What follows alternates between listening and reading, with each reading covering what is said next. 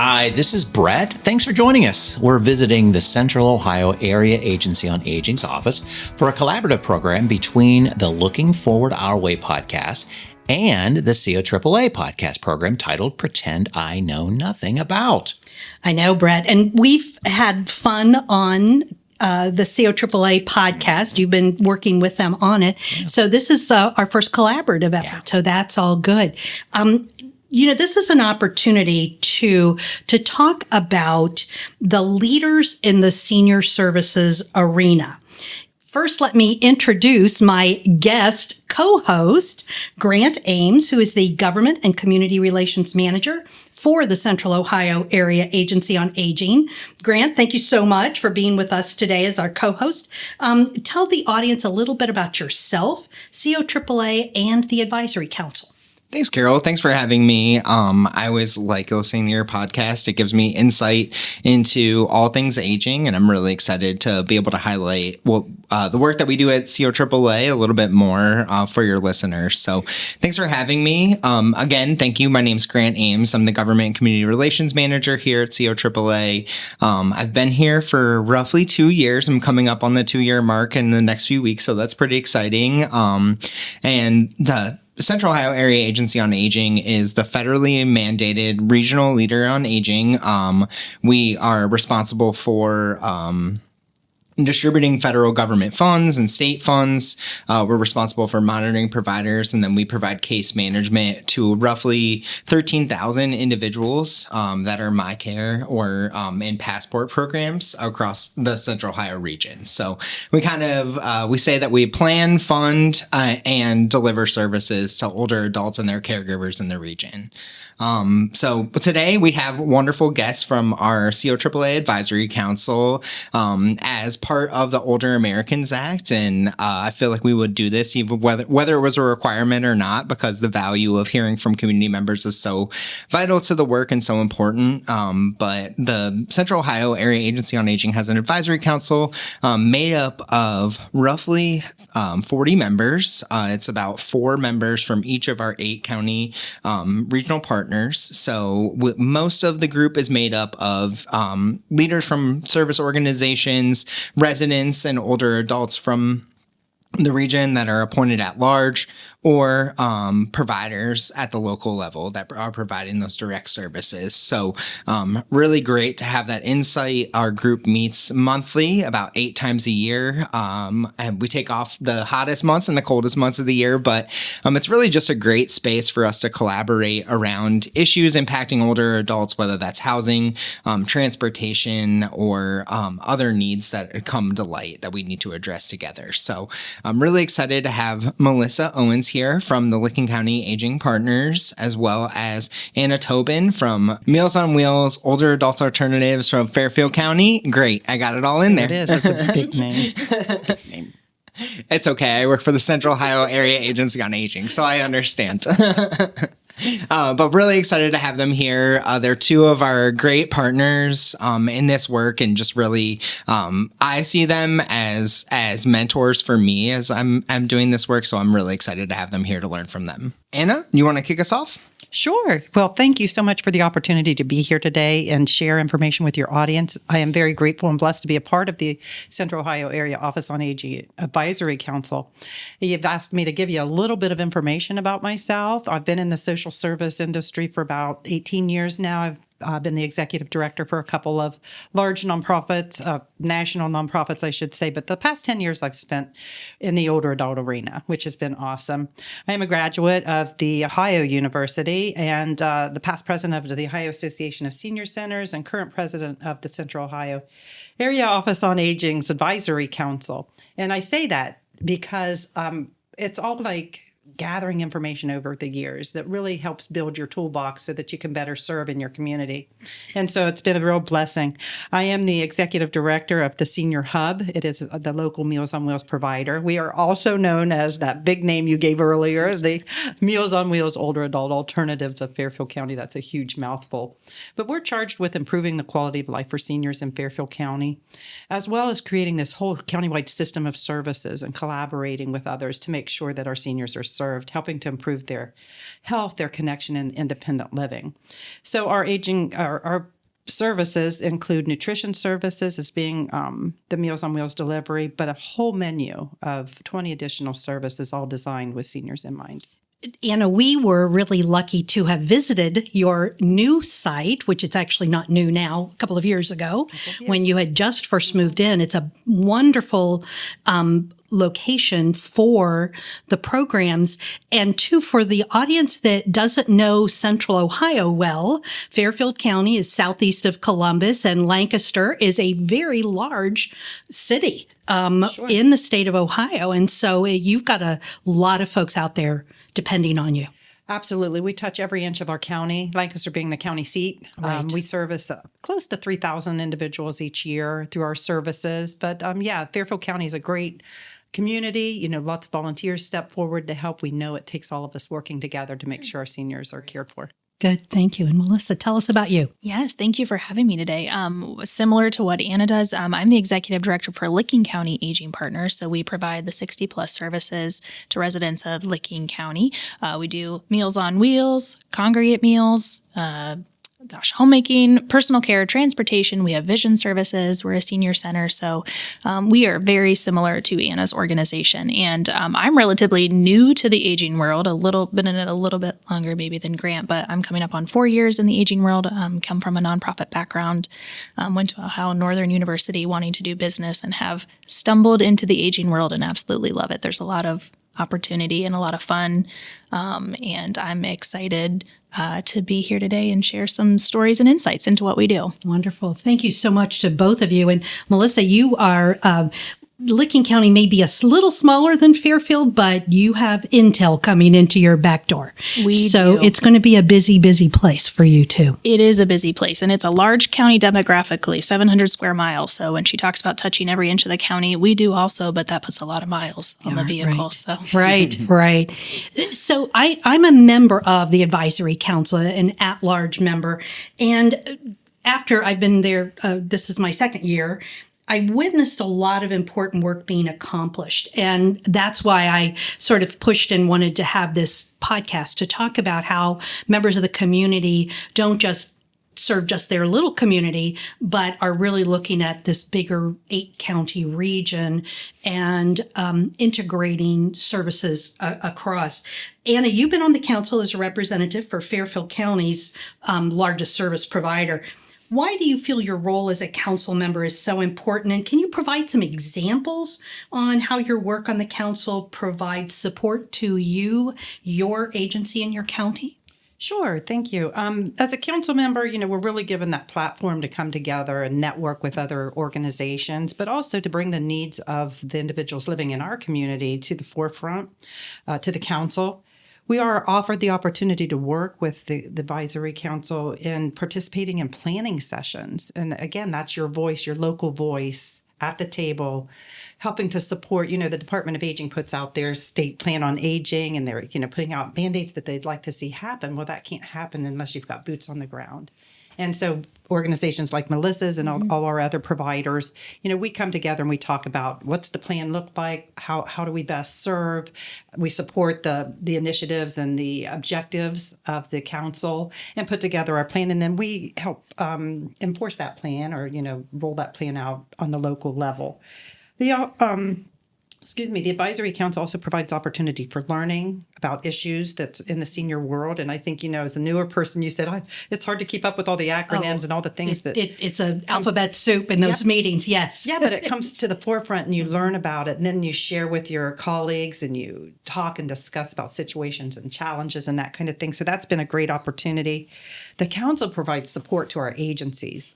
Grant and his team, just legislatively feeding that information to us. So we have talking points that we can talk with our state legislators and promote and advocate for senior programs or senior funding. So that's always very, very beneficial. And then I guess just the information, the funding opportunities that come available that we might not otherwise be aware of. The ARPA funds come around, healthy aging grants, that kind of thing.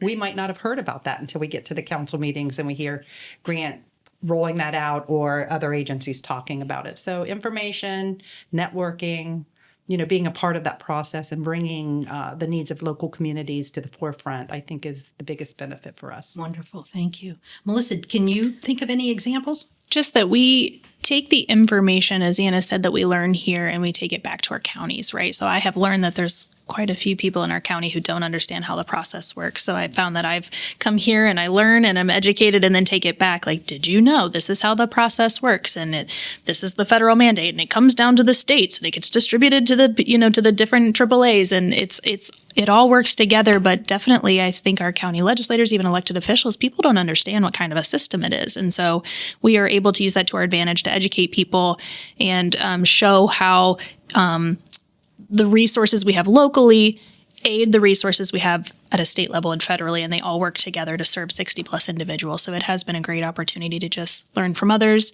build connections, and really just gather some of that knowledge that people have acquired from years of doing this. And I'm very grateful for that. I got the impression from being in the meetings that one of the key connections you have is with your county commissioners. And it must be much easier dealing with them when you've got information up front and probably more information than they have. Absolutely. It's nice to have messages from COAAA also that support what we're trying to do in our county. Katie, especially, and Grant are always willing to say, if you want us to send a letter in support of that or defining that. And that is so great to have that backing. It really just makes your argument stronger in your county, especially to your commissioners. We'll ask this question to all of you because you're all advisory council members, but we have a wide array of folks with different experiences, life experiences, and expertise as members of the advisory council.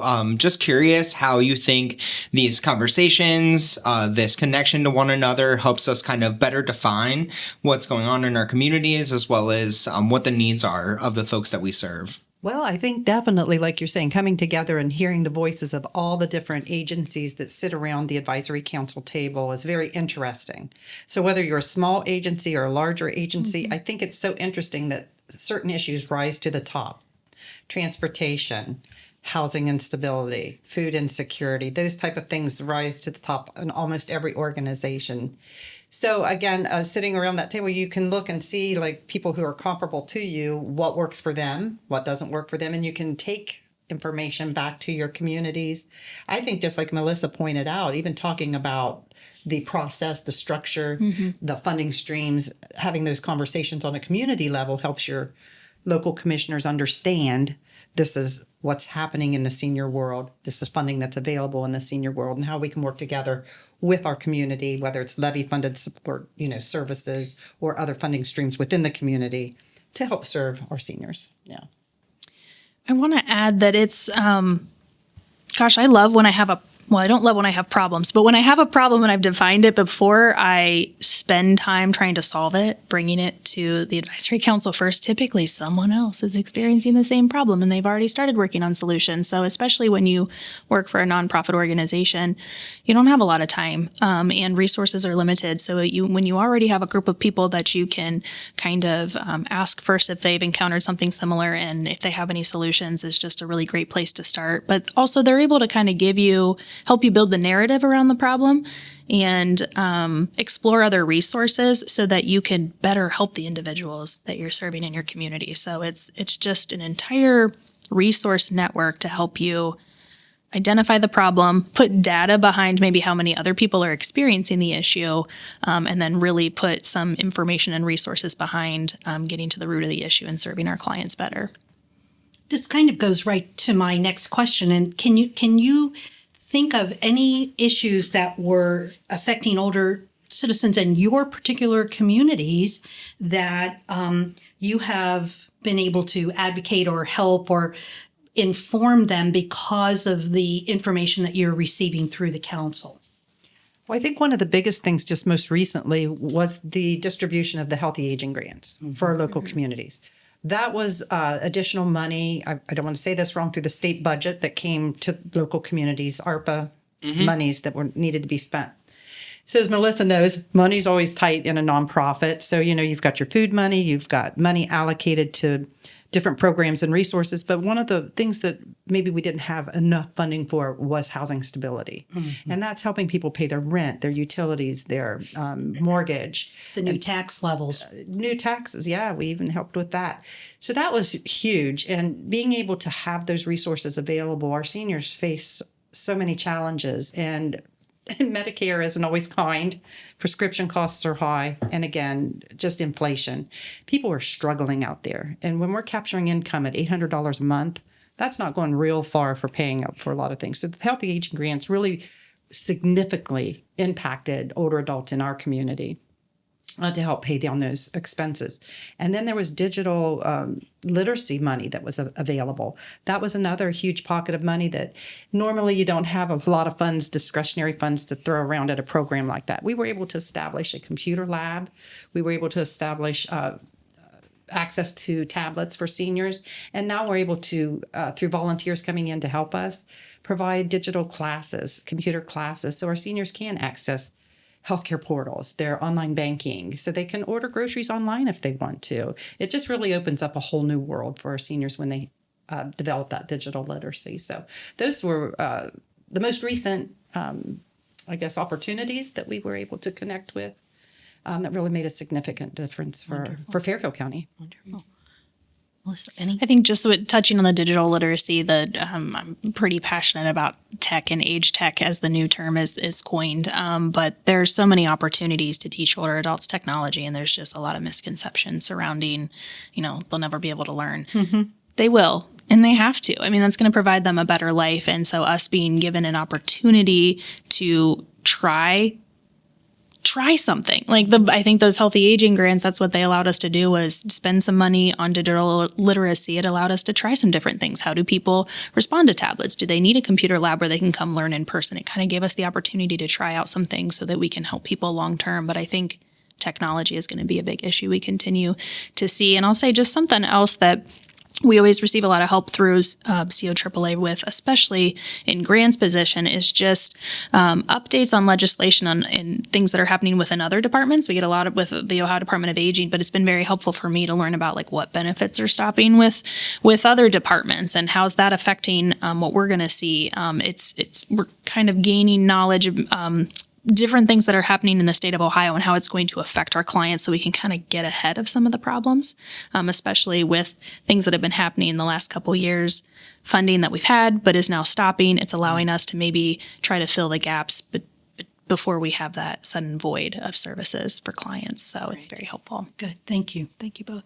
I'm always, to both of your points, I'm always amazed that it doesn't matter what part of our region that we're talking about, whether it's urban, suburban, or rural areas, the issues are very similar. We're all navigating the same challenges with folks and thinking about the same issues. And I think that the Advisory Council really gives us a wonderful opportunity to think through those, but also for us to strategize about how to make sure that older adults are at the table for these conversations. Absolutely. I think that that's really where the value comes in. I think that we hear about housing instability, and most of the time you're hearing about families and children, and you don't think about the instability and the insecurity for older adults and those issues. And I think that the more that we can come together and advocate and push for those needs is really valuable. So I just thank you both. And I'm just wanted to highlight that point from Anna. I always think that's been something I've been so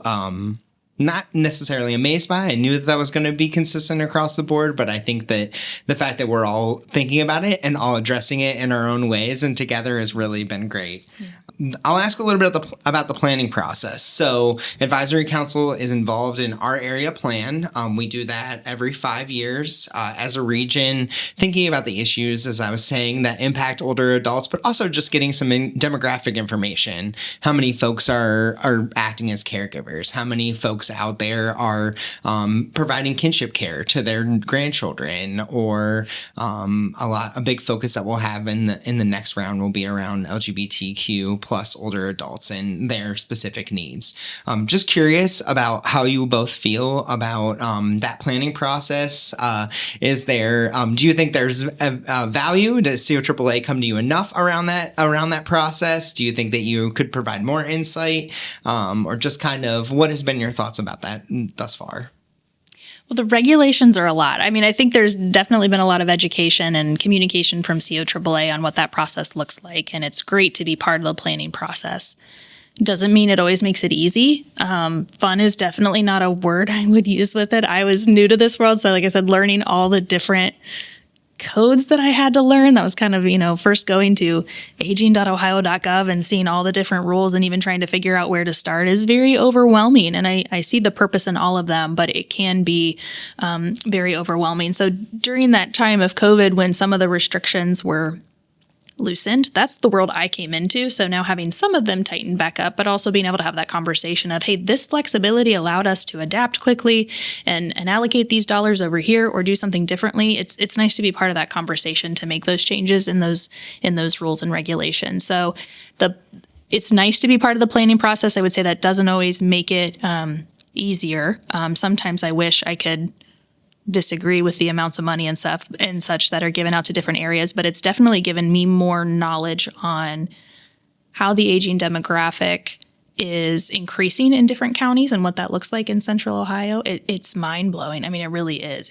I had no idea before I came into this world. So even when you think about, if we're going to get a 5% increase, well, that's not great because we had a 10% increase in people over the age of 60. It's just a really interesting system to navigate and learn and plan for. So it's very helpful to be part of the planning process and take that back to the organization and try to use that to plan for your own organization. But for me, coming into the world of aging during COVID, when we had CARES Act funds and ARPA funds and now Healthy Aging Grant funds, I think next year is going to be an interesting year for our organization when all of those funds have kind of stopped. So I appreciate having the relationships that I do now so we can continue to advocate for the importance of increased dollars in our area.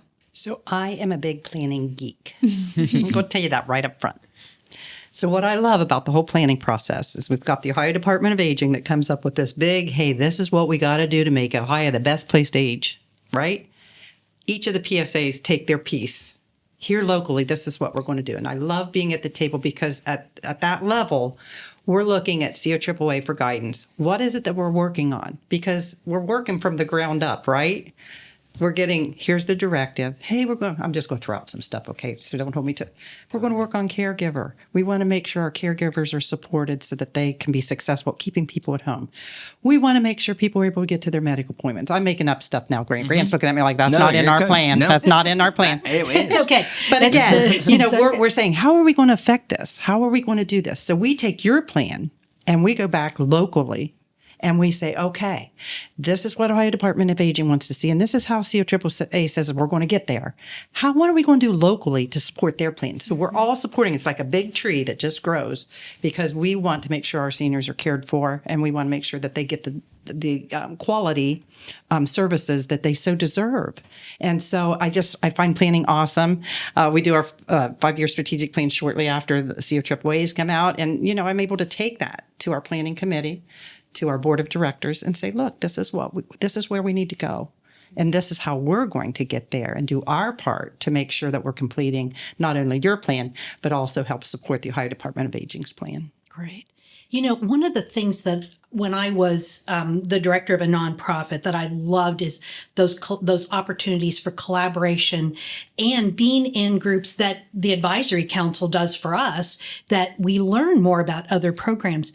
In the time you've been on the council, are there collaborations either among council members, or have you had opportunities where someone said, oh yeah, I worked with such and such a group in my county, and you're sitting back going, wait, I got one of those groups in my county. Let me see what I can do. Any kinds of examples of either of those? Well, we were really just talking about this before we started the podcast because I was throwing out, we've both been trying friendly visitor programs and what that's going to look like when ARPA funds run out. And so I was referring to an organization that has a senior companion program and how we could maybe use that to help continue the program. So we do get to share resources in that way because we have our organizations that serve each of our counties. Sometimes too, the conversation is, hey, this worked in my county. I'm not sure it would work in yours because it might be a difference in demographic or a different in just population. So sometimes we can have those conversations too of here's what worked for me, but I'm not sure what would work for you because this resource doesn't exist yet. Or the partner, we have county transportation and as community is moving towards that, but that looks different in every area. So I think we're able to give each other ideas and then also maybe throw out some pros and cons of, hey, this might not work because of this, or hey, you should try this because it did work well for us. And I was trying to think of something that we emulated that we had learned from the council, and I think it was Franklin County did a guardianship service board, which is a probate type thing for those that can't care for themselves and they need a guardian to be put in place.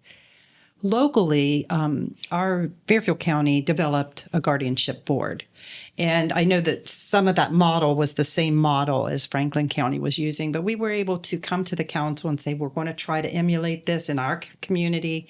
Can we get some startup funding for it? And it was just wonderful that we were able to collaborate with the council to help provide funding to start a guardianship service board in our community, which was amazing. And it's nice seeing other people's mistakes, and I'm using that kind of an air quote, Absolutely. but finding out what doesn't work so that you can skip those steps. Yeah. Wonderful. Absolutely. We learn from each other. I think I think we all say that over and over with the council. We just learn from each other. I think it's also great for newer folks that come into the region, into the leadership roles. I know we have some new executive directors of some of our smaller focal points in some of the rural counties. And I think them being able to connect with folks that have been doing this work for a long time or have a lot of experience has been really helpful to build their confidence and build their energy around the issue. And I think it's just been really helpful. I know I've reached out to both of you in the past around that, but I see it as such a value for the region to make sure that we're strong in all of our areas. And I just think it's really wonderful.